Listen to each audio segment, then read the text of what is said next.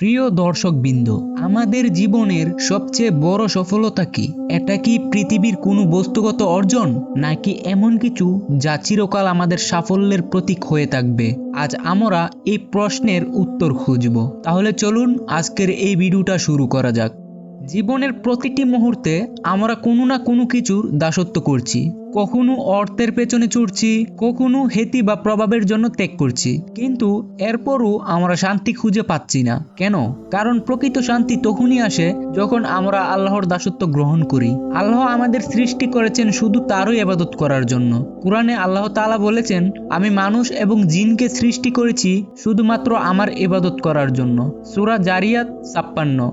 যখন আমরা আল্লাহর প্রতি একনিষ্ঠ হয়ে যাই, তখন আমাদের মন, আত্মা এবং কাজ সব আল্লাহর সন্তুষ্টির জন্য নিবেদন করি। তখন আমাদের দুশ্চিন্তা দূর হয়, আমরা এক অভাবনীয় আত্মিক শান্তি অনুভব করি।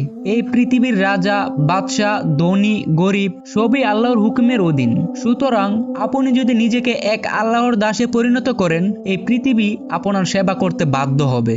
উদাহরণস্বরূপ, ইতিহাস আমাদের শেখায়, যারা আল্লাহর পথে নিজেদের জীবন নিবেদন করেছেন তাদের জন্য পৃথিবী বদলে গেছে। আমাদের প্রিয় নবী সাল্লাল্লাহু আলাইহি ওয়াসাল্লাম এক আল্লাহর দাস ছিলেন।